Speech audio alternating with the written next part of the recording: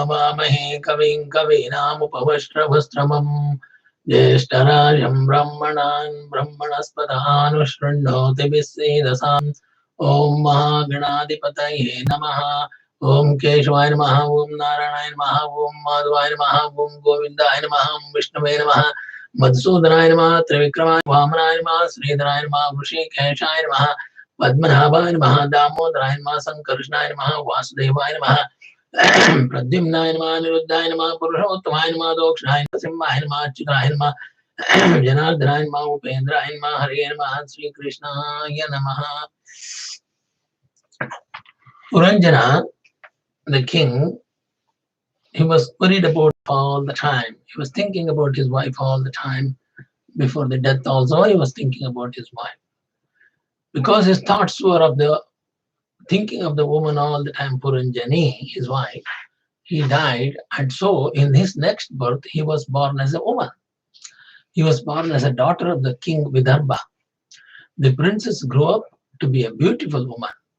Malayadwaja, the king of Pandya, married this daughter of Vidarbha. The king Pandya was a great devotee of Narayana. In course of time, Malayadwaja and Vidarbhi, the daughter of Vidarbha king, in the course of the time, 7 sons and 1 daughter born to them. When he became old, Malayadwaja Pandya left the kingdom in the hands of his sons and went to seek peace in solitude. His wife followed him to the forest. She abandoned her children and the palace comfort and went with him like the moonlight following the moon. Pandya performed tapas and strictly following the rules of set down by Ashtanga Yoga, give up his body having realized the Brahman. Vidarbhi, his wife, had been serving him, attending his wants, and dressed in tree bark, and with her form emaciated because of her austerities. Her hair was all knocked and unkempt because of negligency. She shone with her lord like a smokeless flame, emanating from pure fire. When she found that her lord was dead, she sat up, wail of pain, and bathed her husband's body with her tears. She then collected wood and placed his body on it. She had made up her mind to ascend the funeral pyre of her husband along with him.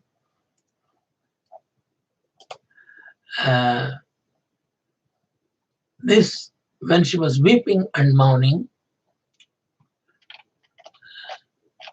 and preparing herself for the last journey, there came to her side a Brahmin. The Brahmin was Abhignata, the companion of Purunjana in the past life of the long ago. He stood by her side and said, "Consider my words for a moment. Who are you? Whose wife are you? You are now mourning the death of this man who is lying on the funeral pyre. Who is he? Try and think what there is between you and him, that you should weep for him." Vidarbhi stopped crying and looked at this Brahmin in bewilderment. She was surprised. The Brahmin said, "My friend, do you not recognize me at all? Do you remember me? That long ago I was with you all the time. Before you become involved with the things of the world, materialistic life, you had a friend called Abhignata." There seemed to be a spark of recognition in the eyes of Vidarbhi. The Brahmin went on, "We were ever together. We were inseparable in those days. We were called the Inseparables. You and I were like 2 swans floating on the surface of the Manasarora in Kailasa. You were very dear to me, and so was I to you. Suddenly you left my company. You were restless for the pleasures of looking for pleasures of the senses, and you went away from me. You came to the city with the 9 gates called BHAGAVATHA. Then you forgot all about me. But I have had your welfare at heart, and I have always thought of you. This time, the time is now right for me to do what I have been longing to do. since ever so long. I have been waiting to reveal myself to you and to take you back with me. I have come to tell you all about yourself. Forget this man and the misery you are going through because of his death. You do not belong here. Come with me and let us be happy once again. He paused for a moment and said, you are neither the man who married Puranjani, you are neither the man who married Puranjani, nor you are the princess of Vidarbhi who married Malayadwaja, the Pandya. It has all been an illusion created by yourself because of your ignorance of your real nature. It's all a dream, Maya. Puranjana, who was now Vidarbhi, looked at the Brahmin with faint traces of recognition and waited for a more words from him. Avignata said, I will explain the entire phenomena to you, and I I are the same. You and I are the same. There is not an iota of difference between us. I am the Paramatma and you are the Jivatma. The Manasa lake is the heart where we live together. We have always existed together. And getting involved in the city of Bhagavati, guarded by the serpent with 5 heads, and the woman Puranjani is all because of Maya. Bhagavati is the human body. Bhagavati is the human body with the 9 openings. Puranjani is the mind with 9 openings. Puranjani is the mind which enjoys the pleasures of the senses. When you become involved in them, you forget your real nature. Avidya enveloped.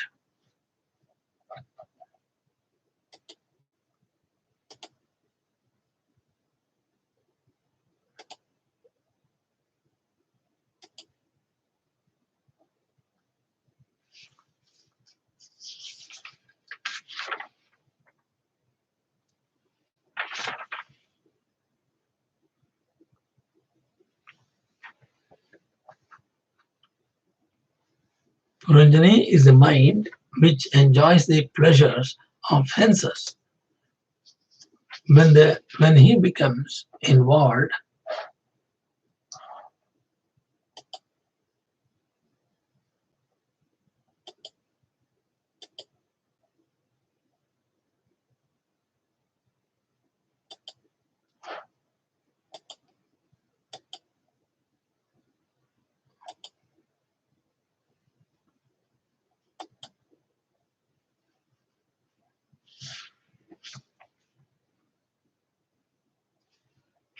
you are really neither Puranjana, the lord of Puranjani, nor are you the wife of Malayadwaja.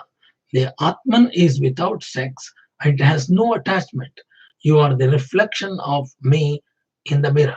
It so happens that the mirror has become clouded as a result of Avarana, and so you are under the illusion that you belong to the body. The body was so easily destroyed by Chandavega, which is another name for the time destroyed by old age, which is a Jara. Jara is old age, Prajavara, which is all the diseases put together. You are now rid of all of them. You had forgotten the truth about yourself. Now you are one with me, and let us go back to the lake of Manasa Sarovara. And we used to float together in the lake Manasa Sarovara in Kailasa. So that is the Brahmin told. Brahmin is Avijnata. The truth underlying the story. The king Prachina Bharyas sat silent when Narada is telling all the story of this Puranjana and all the story. Prachina Bharyas said, please explain it further, and I'm a little bit confused. Even the king was confused, and people who are listening to me also may be confused. This story is inside another story. What happens? Narada is telling the story of Puranjana to the king called Prachin Bharyas. This Prachin Bharyas has been told all this story to make Purunjana to understand the materialistic life is no good and you are not going to anywhere with this sort of life. So to tell the devotees to form a satsanga and engage in the Krishna devotional duties of Krishna, to surrender Krishna and continuously do devotional activities so that you will surrender to lotus feet of Lord Krishna first and then continue his devotional activities in your life. And that's what Narada is telling Prachina Parhis. And also, and Narada said, intention of teaching you Brahma Vidya. So making understand the Brahman or the God is Brahma Vidya. And Narada is happy to want to know more about it. By Prachina Bhariyas want to know more about it. And Narada said, listen to carefully. The Purusha, I will begin with the word Purunjana again. The Purusha who provides, who pervades uh, pervades and illuminates the body, he has assumed is called Purunjana. He has created the Pura, the city where he is decided to dwell, and so he is named Purunjana. And so Puranjana is the Atman which resides in the body.